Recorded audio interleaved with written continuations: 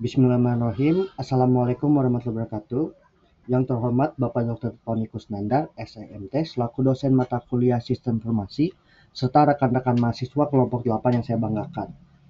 Pada kesempatan ini, saya selaku moderator dan kelompok 8 akan memaparkan hasil proyek Sistem Informasi kami yang berjudul Perizinan Kegiatan Masyarakat berbasis web. Proyek ini kami rancang sebagai solusi digital untuk mempermudah proses pengajuan dan pengelolaan izin masyarakat secara online.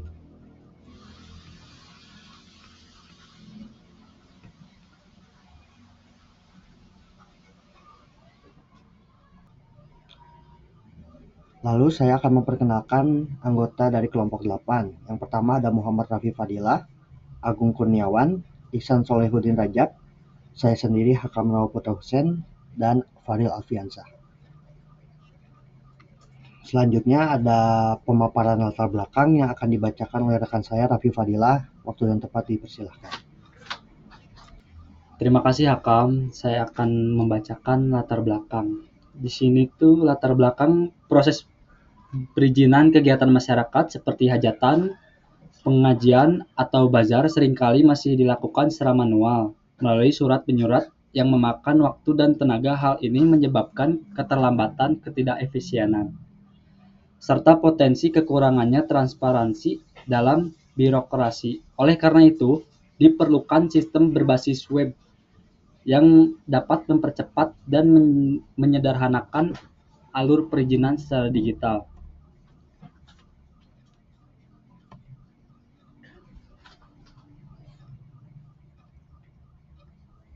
Dan selanjutnya, baik di sini ada tujuan. Tujuannya itu membuat sistem informasi perizinan acara yang mudah digunakan oleh warga dan menyediakan sistem validasi berjenjang oleh warga RT RW. Dan ada juga menjamin transparansi dan akuntabilitas proses perizinan. Selanjutnya ada studi kebutuhan. Di sini tuh studi kebutuhannya ada metode pengumpulan data, wawancara simulasi dengan warga, ketua RT, RW. Selain itu dilakukan observasi terhadap prosedur perizinan yang sedang berjalan di masyarakat. Di sini ada analisis kebutuhan fungsional.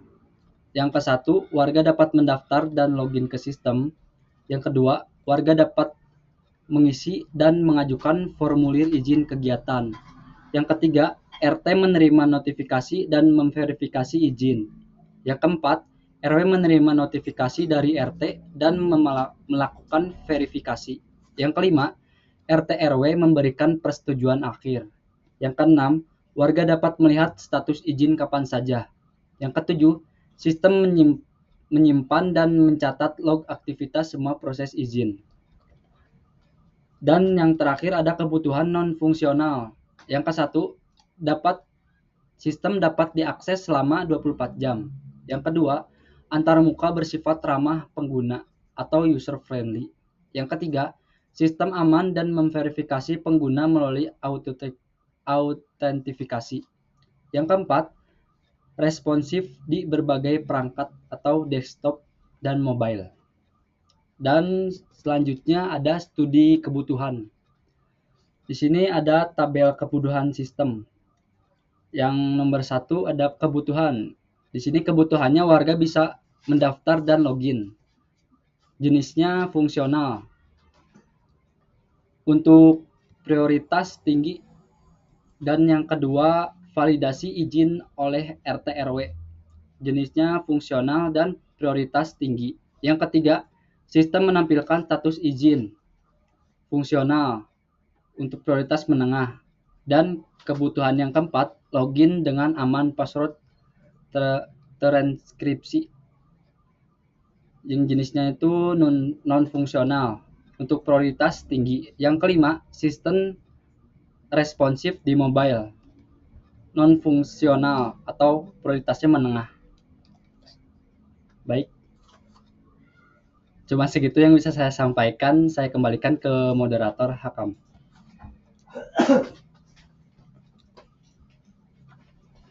Terima kasih.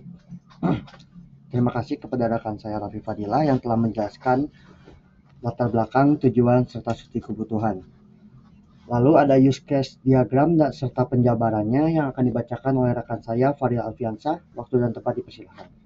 Si Hakam telah mempersilakan waktu pada saya untuk menjelaskan tentang use case diagram dan penjabarannya. Di sini yang pertama ada aktor itu ada warga, dan kedua ada admin. Admin itu yaitu mencakup RT dan RW. Use case utama registrasi login. Warga membuat akun dan login menggunakan email dan password. Lalu warga mengajukan izin, mengisi formulir dan mengajukan ke sistem. Lalu verifikasi izin yaitu dilihat oleh admin, maka admin itu bisa memeriksa aktivasi izin dari warga. Setelah itu, jika diizinkan oleh RT dan RW, maka warga bisa melihat status izin dan langsung kelola akun. Penggunaan dapat memperbarui informasi akun. Selanjutnya ada tabel naratif alur pengizinan izin kegiatan.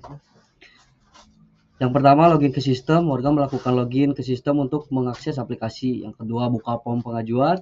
Warga membuka form pengajuan izin kegiatan. Ketiga, isi data kegiatan. Warga mengisi detail kegiatan pada form pengajuan. Lalu ada simpan data izin kegiatan. Sistem menyimpan data izin kegiatan ke dalam database. Catat log aktivitas yang dilakukan oleh sistem. Sistem mencatat ke aktivasi pengajuan untuk keperluan log audit. Yang keenam ada kirim notifikasi ke admin. Lalu sistem mengirimkan notifikasi ke admin tentang pengajuan baru. Lalu ada login sebagai admin. Admin masuk ke sistem untuk memproses pengajuan. Lalu ada lihat daftar izin masuk. Admin melihat daftar izin masuk untuk diverifikasi. Setelah verifikasi dan update status, admin verifikasi dan memperbarui status pengajuan disetujui atau ditolak. Kirim notifikasi langsung ke user. Sistem mengirimkan hasil verifikasi ke warga. Terima notifikasi status izin. Warga menerima notifikasi mengenai status perizinan diizinkan atau ditolak. Baik, selanjutnya ada activity diagram. Warga login ke sistem, mengisi formulir pengajuan izin, mengirimkan formulir ke sistem. Sistem mengirimkan notifikasi ke RT. Lalu ada RW melakukan verifikasi. Jika setuju, sistem mengirim ke warga. RT atau RW melakukan validasi akhir, lalu sistem mengirimkan hasil disetujui atau ditolak ke warga. Terima kasih. Terima kasih kepada rekan saya Fadil Alfiansyah yang telah membacakan use case diagram, alur pengajuan izin kegiatan, serta activity diagram. Lalu ada class diagram yang akan dibacakan oleh rekan saya Iksan Solihuddin Rajab. Waktu dan tempat dipersilakan. Halo, saya Iksan Solihuddin Rajab. Di sini saya akan menjelaskan kelas diagram. Nah, di kelas diagram itu ada apa aja sih? Untuk perizinan itu, di sini ada user. Nah, di dalam user itu ada ID user, nama, email, password, sama role. Terus selanjutnya di izin kegiatan, di dalamnya ada ID izin, ID user, jenis acara, tanggal, status, sama keterangan. Di nomor 3-nya atau setelah izin kegiatan ada log aktivitas. Dalam log aktivitas ada ID log, ID izin, waktu, aksi, oleh. Nah, setelah log aktivitas kita lanjut ke notifikasi. Di notifikasi ada ID notif, ID user, isi, status, baca. Nah, untuk penjelasannya, jadi satu user bisa mengajukan banyak izin kegiatan, tapi satu izin kegiatan hanya dimiliki oleh satu user. Analoginya, misalnya Agung itu satu user, bisa mengajukan izin acara 17 Agustusan, pengajian, syukuran. Nah, itu mencakup banyak izin. Tapi izin acara 17 Agustus hanya diajukan oleh Agung saja, tidak bisa oleh banyak user. Penjelasan berikutnya, jadi setiap izin kegiatan bisa punya banyak log, diajukan, diverifikasi, RT, diverifikasi, RW. Tapi setiap log aktivitas hanya untuk satu izin kegiatan. Nah, analogi dari log aktivitas tersebut yaitu izin acara pengajian. Misalnya log pertama diajukan, log keduanya disetujui RT, log ketiganya disetujui RW. Terus penjelasan terakhir, satu user bisa dapat banyak notifikasi. Misal izin disetujui.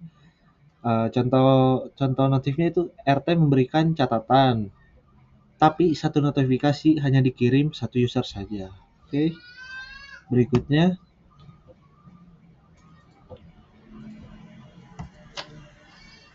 ada sequence diagram. Nah, di sequence diagram itu ada warga sebagai aktor, ada RT juga sebagai aktor, ada RW juga sebagai aktor. Yang pertama ada login, jadi warga login ke sistem. Terus berikutnya submit formulir izin, misalnya formulir izinnya kayak tadi, kayak 17 Agustus, pengajian, atau acara lainnya. Habis formulir izin disubmit, sistem menyimpan data. Terus selanjutnya sistem mengirim notifikasi ke RT. Nah, nanti ada notifikasi di RT-nya bahwa ada warga atau seseorang yang meminta izin untuk mengizinkan acara tersebut. Selanjutnya ada RT. RT juga diharuskan untuk login, buka daftar izin. Setelah login itu buka daftar izin, habis itu verifikasi. Terus selanjutnya jika disetujui, sistem kirim ke RW. Nah, habis disetujui dari RT, sistem mengirim ke RW. Habis itu dari RW diverifikasi. Kalau misalkan RW menyetujui, sistem langsung mengirim lagi ke RT. Setelah itu yang terakhir, RT atau RW menyetujui atau menolak. Kalau misalnya RT atau RW menyetujui atau menolak, sistem otomatis update status keluarga. Atau mungkin kalau sistem tidak otomatis update. Jadi sistem langsung diupdate status keluarga. Oke, berikutnya mungkin saya kembalikan lagi kepada Hakam Nawaputra Hussein sebagai moderator. Baik, Hakam. Terima kasih kepada rekan saya Ihsan Solihuddin Rajab yang telah menjelaskan kelas diagram serta sequence diagram. Yang terakhir ada penjelasan tentang Figma, yaitu aplikasi yang kita pakai untuk membuat desain aplikasi terkecil. Yang akan menjelaskan Figma, rekan saya Agung. Waktu dan tempat dipersilahkan. Terima kasih Akam atas kesempatannya. Desain antarmuka yang kami buat menggunakan Figma dengan pendekatan UI sederhana, ramah pengguna, dan khas lingkungan warga. Kami mengusung tema komunitas lokal dengan background genteng rumah dan ilustrasi warga RT RW agar pengguna, terutama warga biasa, merasa familiar dan nyaman saat menggunakan aplikasi ini. Desain warna menggunakan kombinasi gelap dan putih terang untuk memastikan keterbacaan. Di sini ada halaman login. Misalnya si warga belum punya akun, bisa mendaftarkan dengan klik daftar.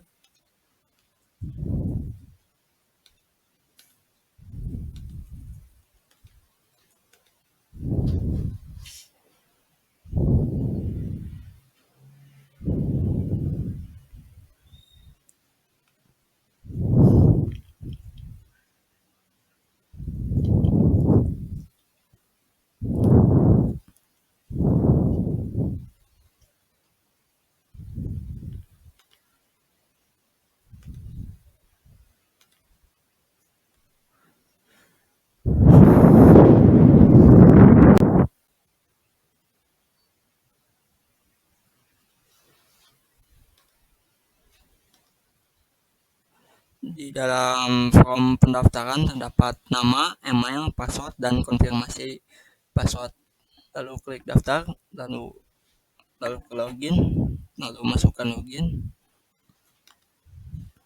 Dan di dalam dashboard warga terdapat logout, notifikasi, terus nama akun warga beserta emailnya. Lalu terdapat ajukan izin baru dan riwayat pengajuan. Kita coba klik ajukan izin baru. Di dalam halaman izin baru terdapat form jenis kegiatan, waktu kegiatan, keterangan lokasi, dan upload surat izin. Lalu di dalam halaman ini terdapat catatan yang isinya terdapat pastikan data sudah benar sebelum mengajukan, dan yang kedua, permohonan akan diverifikasi oleh RT dan RW, lalu ajukan. Lalu langsung terhubung ke riwayat pengajuan. Di tabel riwayat pengajuan terdapat jenis kegiatan, misalnya 17 Agustusan, terus waktu kegiatannya Selasa 17 Agustus 2025, statusnya disetujui. Mungkin di dalam aksinya terdapat detail kegiatannya. Lalu kita kembali ke dashboard baru,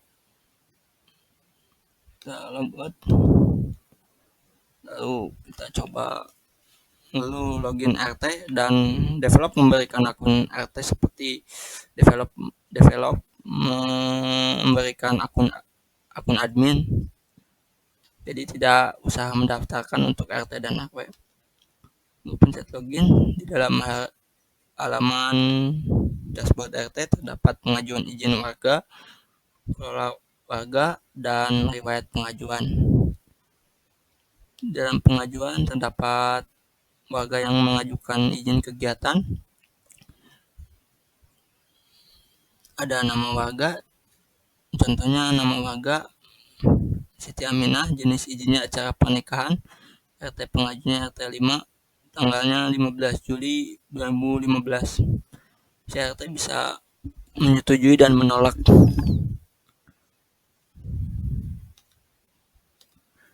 Lalu ada kelola warga. Kelola warga ini untuk misalnya ada warga yang mencoba login menjadi role RT, lalu si RT bisa menurunkan ke warga, jadi tidak ada batasan antara warga dan RT.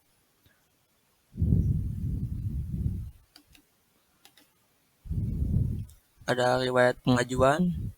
Di dalam riwayat pengajuan terdapat filter berdasarkan status.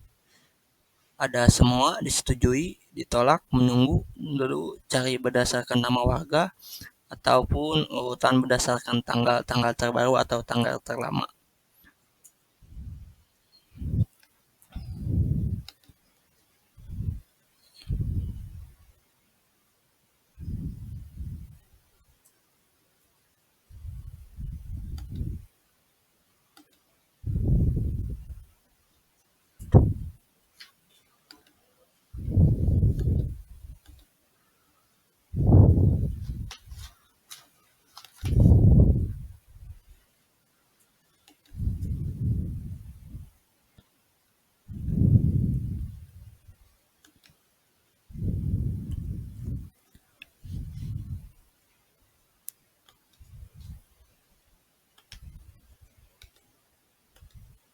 Lalu ada RW, sama seperti RT, RW pun ada pengajuan izin, keluarga pengajuan izin, kelola warga, dan RT, lalu riwayat pengajuan.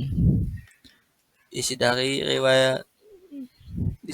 persetujuan izin terdapat nama warga Siti Aminah, jenis izin acara pernikahan, lalu diajukan oleh RT 4, tanggal izinnya 12 Juli 2025. RW bisa memverifikasi setelah RT sudah menyetujui.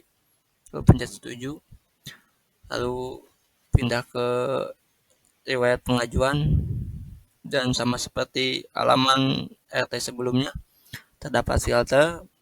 Isinya terdapat filter berdasarkan status, cari berdasarkan nama warga, atau urutan berdasarkan tanggal.